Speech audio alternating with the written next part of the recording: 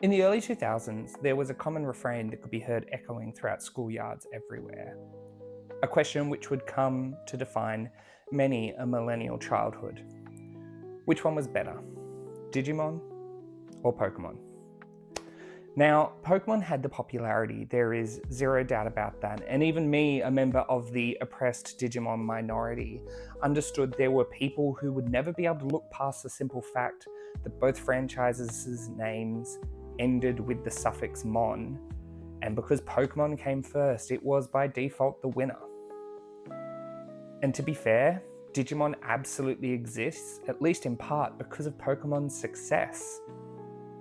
But revisiting the series as an adult, I've come to think Digimon was trying to do something different with its work. Beneath the evolution sequences, the weird little creatures, and the aggressively 90s character design was a show that trusted its audience in a way that few shows in that era did. It trusted its audience with ideas about loneliness, responsibility, identity, and growing up. And I think that's why it's endured for me. With this series, and I hope it's a series, I want to revisit the first 4 seasons of Digimon, what I consider the classic era, and unpack what made the franchise feel so distinct. What worked about it, what didn't, why certain moments hit surprisingly hard as an adult, and why, despite never reaching the same cultural dominance as Pokemon, Digimon has carved out such a permanent place in the minds of the kids who loved it. And at some point, we will have to discuss the absolute Frankenstein's monster that is Digimon the movie.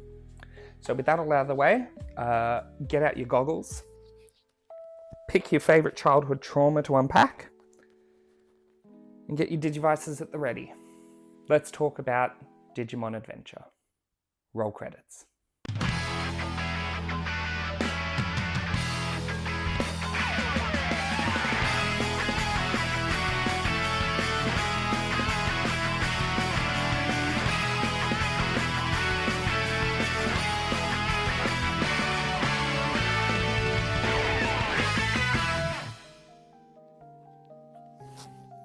I am not wearing these during it.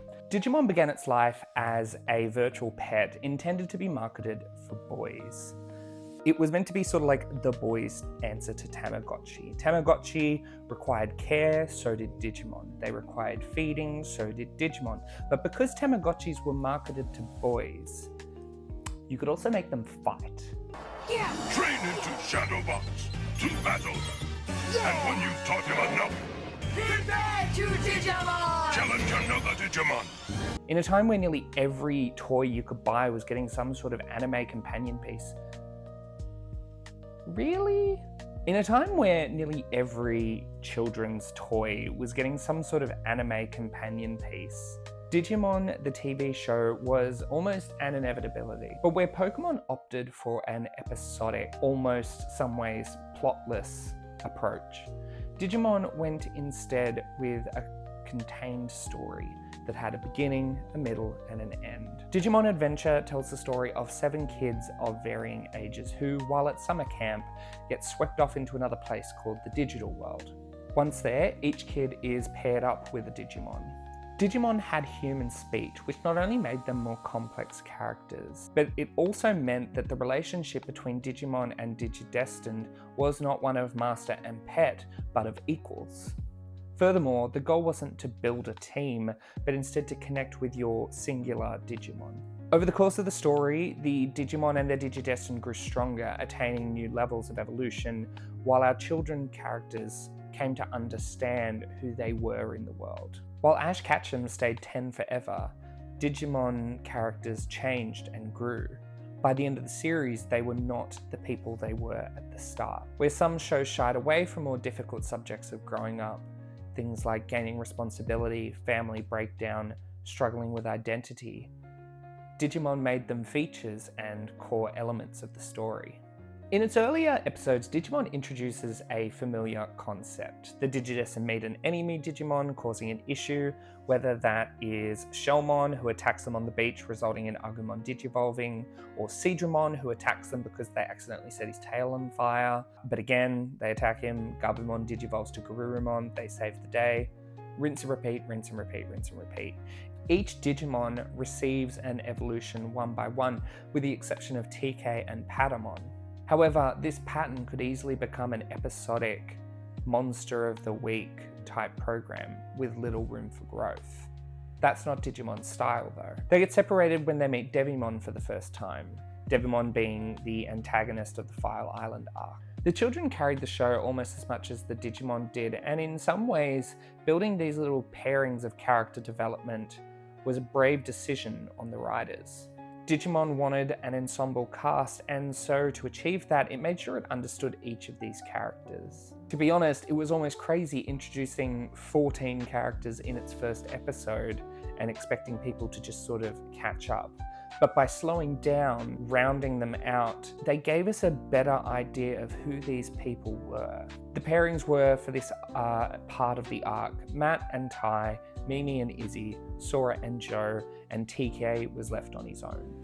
These combinations force the characters to grow together. In some way, these combinations are bringing the foils of the characters together in the one space, and because they only have each other to rely on, they are forced to interact, to clash, to conflict.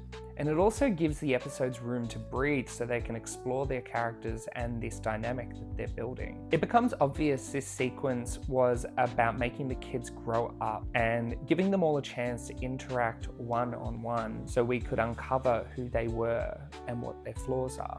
7 voices in a group make for a loud cacophony, but by focusing on 2 characters at a time, the story and the characters have room to breathe.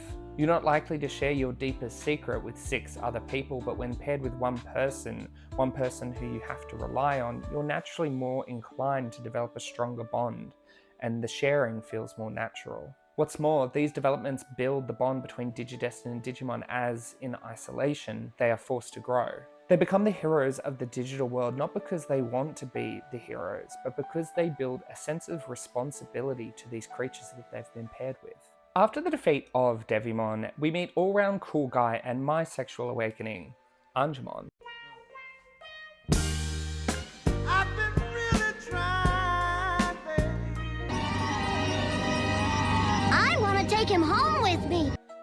We move into the second arc where we go to the continent of Server so that the characters can collect their tags and crests and defeat Edamon. Through this arc, what becomes even stronger is the sense of how this relationship between Digimon and Digidestined is mutually beneficial. As the Digidestined come to understand themselves and the meanings of their crest, their bond with their Digimon grows and their Digimon in turn gets stronger. And not only that, but this arc seems to highlight how these characters' greatest strengths can also be their greatest weakness. Tai's courage can become brazenness at the risk of others' safety. Sora's love can become overprotective and stifling. Mimi's sincerity can come across as rudeness. Izzy's intelligence can make him cold. Conversely, for others, the crest they're assigned represents a blockage they have to overcome. If we look closely at Matt, he's a lone wolf, pun intended, who needs to learn to rely on others. Sometimes being a good friend is letting that person help you. As the older sibling, he's defined himself by being able to do things for others by himself. But in the Digidestined, he must learn to work as a team, and that sometimes means that asking for help is okay. Joe's fear risks making him unreliable. He lets perfectionism get in the way of simply showing up. TK's crest of hope sort of represents his wide-eyed innocence that he brings. There's a reason he's the youngest member of the team, but it's not without its own development. Hope for him is about maintaining a belief in a better outcome, removed from the naivete of childhood. He doesn't hold on to hope because he doesn't know any better. He does it in spite of knowing the fact that things could get much worse. And while Kari is not part of the story at this point, she is still part of this structure. Kari's crest of light, while not an emotional attribute in the strictest sense, seems to connect to her bringing light to the team. She's an incredibly mature and emotionally intelligent character for her age. She shines a light to highlight others' strengths, becoming a selfless beacon. But she has to learn how to do that without dimming herself. On the surface, these virtues could be taken for granted as a list of positive attributes to associate with the good guys. But Digimon takes it to the next level. It shows the attributes as parts of themselves that they have to balance. Tai forcing Agumon to digivolve to Ultimate ultimately shows his brazenness in full swing. Knowing they can't defeat Edamon without Agumon digivolving, Tai takes it upon himself to try and speed run the process. He forces Agumon to eat as much as he can, but when they're attacked by another Greymon, his efforts only work against him because all that food makes Agumon slow and sluggish, even in his evolved form. In the hopes of forcing an evolution, Tai puts himself into the path of danger, and as a result, Agumon Dark digivolves into Skull Greymon and risks hurting everyone. In another example, Tai spends much of the earlier episodes believing that the digital world, being the digital world, means that nothing can hurt him. That if something bad happens in the digital world, he'll return to the real world unscathed. But as he comes to understand that things that happen in the digital world have consequences in the real world, he comes to appreciate that sometimes the bravest thing to do is to stop and think before acting, rather than charging in gung-ho. The writers knew this and made a foil for him not only in Agumon, but also in Matt. As the secondary leader of the group, he is a much more careful, considered and interior character. Tai acts, Matt plans. These two butt heads and have to learn to work together despite being at odds in their outlook. In summary, these tags and crests could be taken as a simple MacGuffin, but in the hands of the writers, they become a focus through which the writers can channel the characters and really nail down who that character is and what they need to overcome to emerge from the story change. After defeating Edamon, the story takes a sharp turn in episode 21, Home Away from Home. Tai wakes up in the real world on the same day that him and the other kids were sent into the digital world. No time has passed, and yet everything has changed. It's a strange episode with muted colours, directed by Mamoru Hosoda, who would go on to direct a favourite film of mine, The Boy and the Beast. It's a quiet episode. It's a quiet episode and also a steep departure for the series. The first half of the episode has Tai getting home and introduces us, the viewers, to his little sister Kari, who was homesick from summer camp and didn't get to go. An evil Digimon shows up in Tokyo, and realizing that something is wrong, Tai comes to the conclusion that he needs to go back into the digital world. The story is simple, but in many ways it's showing a deeper complexity for the series. It's trusting its viewers to understand that this quieter episode needs to be told. That heroism for heroism's sake is meaningless, that heroism because you choose that path is stronger. There's a heartbreaking moment where Kari, who up until now has not really been part of the story, begs Tai to stay with her, but he can't.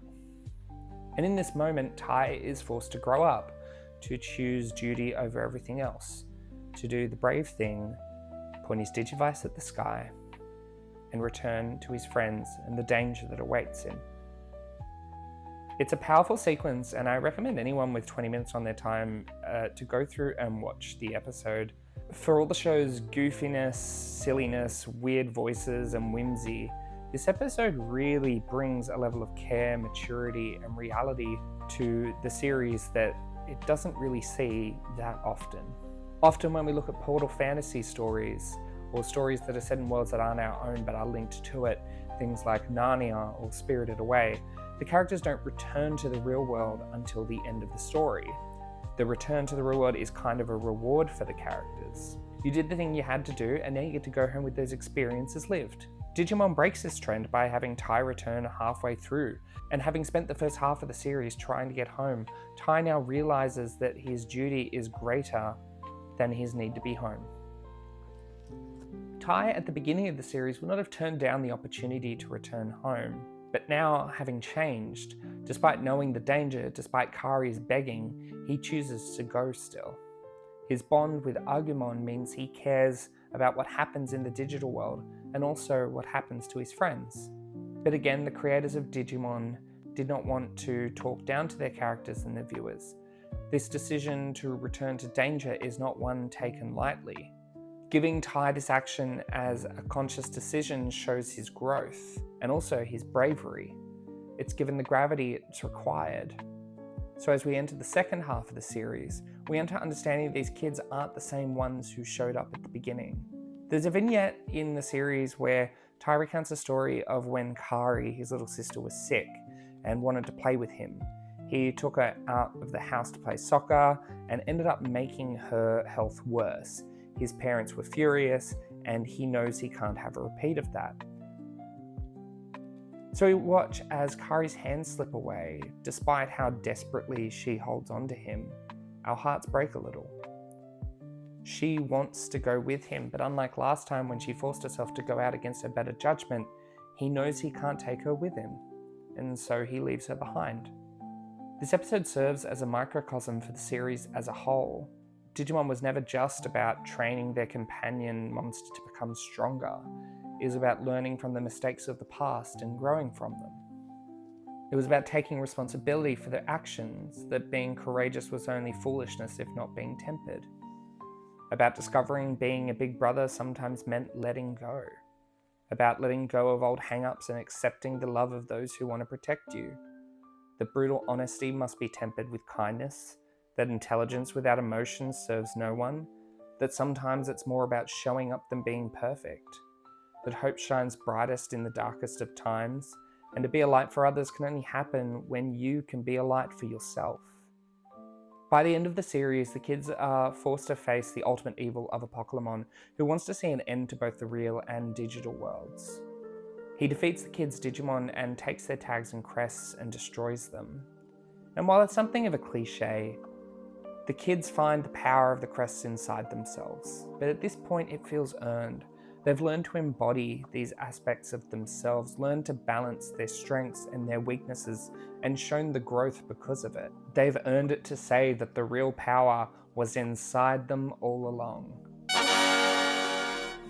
Digimon take the opportunity to spend almost a full episode wrapping up the story, allowing the kids a chance to say goodbye to their Digimon before the gate to the real world closes. Each child does it in their own way, but it is Mimi who struggles the most with saying goodbye. Palmon doesn't know how to say goodbye to Mimi, and so hides. Palmon, so that's where you're hiding. Mimi's been looking for you. Yes, I know. But I don't want to see her. I don't understand. It's simple. If I don't see her, then she can never say goodbye to me. Is that what you really want? I'm afraid you'll regret it one day. It's too painful to say goodbye. But she is eventually convinced that she should say goodbye properly and manages to catch up to the kids before the bus that they're riding back into the real world leaves. It's a beautiful moment and still makes me tear up watching.